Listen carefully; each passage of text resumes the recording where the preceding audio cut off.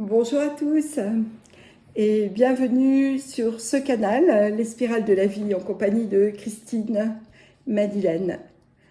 Voilà, et bien écoutez, je suis contente de vous retrouver. Là, je me trouve en Bretagne actuellement et j'avais besoin de ce moment pour me ressourcer, me recentrer. C'est vraiment me ressourcer dans le sens revenir à ma source et me recentrer, revenir dans mon centre, de façon à me sentir stable et ancrée pour la rentrée. Cette rentrée s'annonce en effet agitée. Alors je ne parle pas forcément des pour, des contre, de tout ce qui est en train de se passer à un niveau, je dirais, en superficie, puisque vous savez que l'extérieur est le reflet de notre intérieur. Je parle plutôt de ce qui est au plus profond de chacun d'entre nous. Cette stabilité qui est innée et qui n'existe que proportionnellement à la façon dont nous nous sentons reliés à la source, à plus grand que nous, à comme vous voudrez l'appeler. En fait, je perçois l'humain comme étant situé. Le mot situé ne me convient pas, mais je dirais étant en équilibre entre le haut et le bas, c'est-à-dire entre ce qu'on appelle la source et puis le fondement de Gaïa, le fondement de notre terre. Voilà, donc c'est une représentation qui m'appartient, mais elle me parle bien. Et du coup, l'humain est un petit peu en suspension entre les deux et ne peut trouver son équilibre que lorsqu'il est relié à ces deux pôles, avec en son centre l'énergie la plus belle qui soit, l'énergie de vie, qui est l'amour. Et je ne parle pas de n'importe quel amour, je parle de l'amour sans condition, de l'amour en tant que force de création, en tant qu'énergie de vie. Il s'agit bien de cela. Or, ce mot amour, et je fais exprès de dire le mot, a vraiment été utilisé et employé à tort et à travers pendant ces dernières décennies. D'abord à la sauce guimauve, pendant les années New Age, et puis il y a une quinzaine d'années, j'ai vraiment eu la sensation que ce mot était devenu un concept auquel je n'adhérais pas plus qu'à la sauce guimauve. Et là, en tout cas, j'ai la sensation que le mot amour est en train de redevenir ce qu'il est, c'est-à-dire l'énergie de vie, l'énergie de création infinie. Et que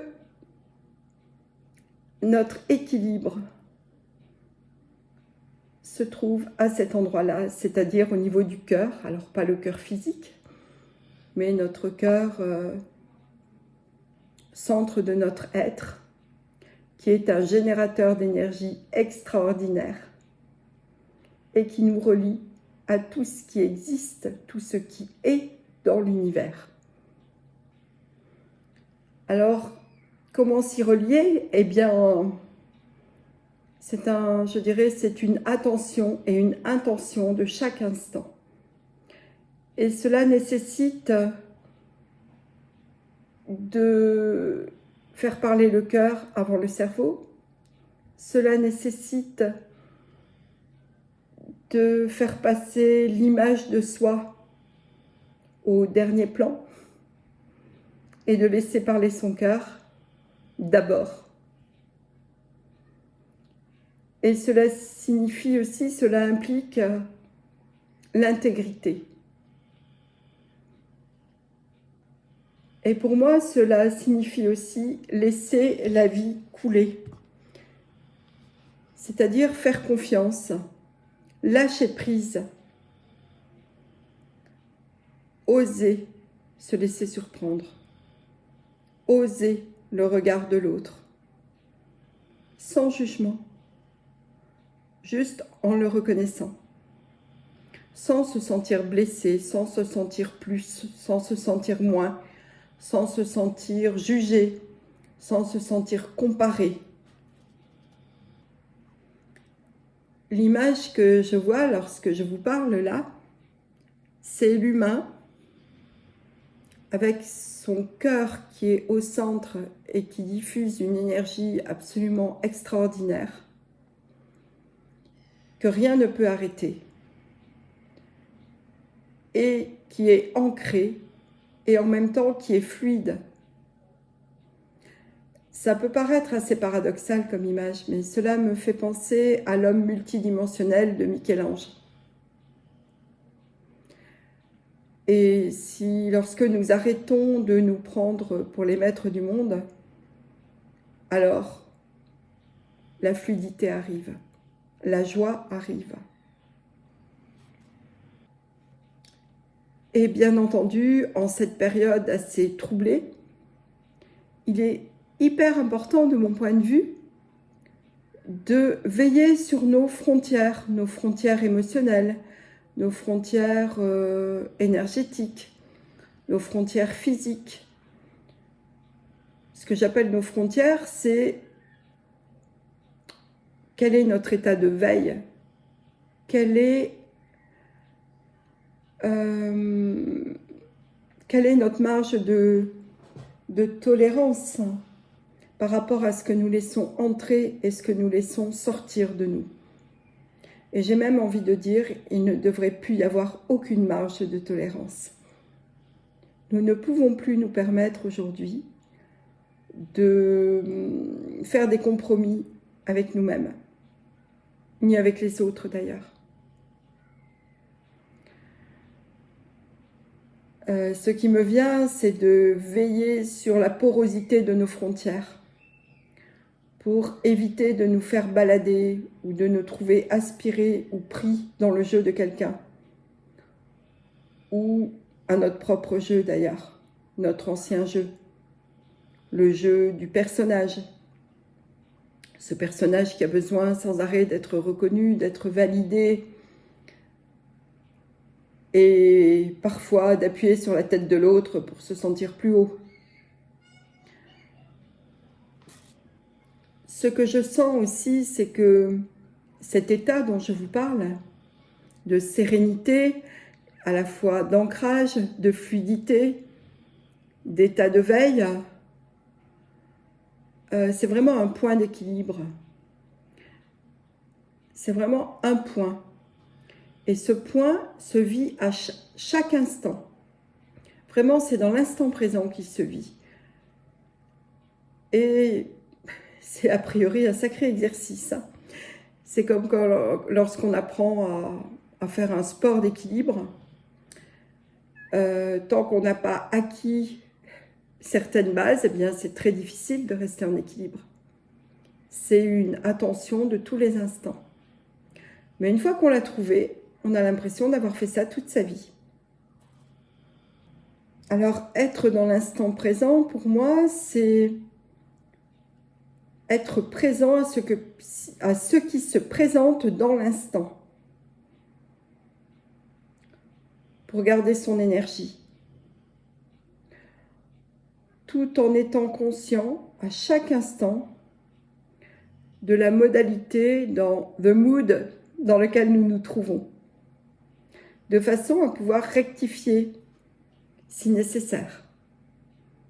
C'est un petit peu comme lorsqu'on est sur un voilier et qu'il y a du vent. On doit sans arrêt vérifier le sens du vent, la barre, l'état d'équilibre du bateau, jusqu'à ce que ça devienne quelque chose presque de commun, d'habituel. Sauf que pour la plupart des humains, c'est devenu tellement inhabituel, tellement rare que cela nous demande vraiment une exigence. Une exigence et ce qui sous-tend cette exigence, c'est notre désir de nous élever. Je dirais de nous élever au-dessus de la mêlée. Parce que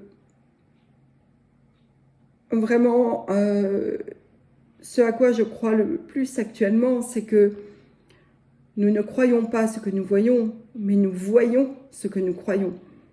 Et nous créons notre réalité à partir de nos prises de conscience, à partir de ce que nous mettons en exergue, à partir d'un élan, à partir d'un désir, à partir d'un lieu, d'un endroit, d'une vision, de quelque chose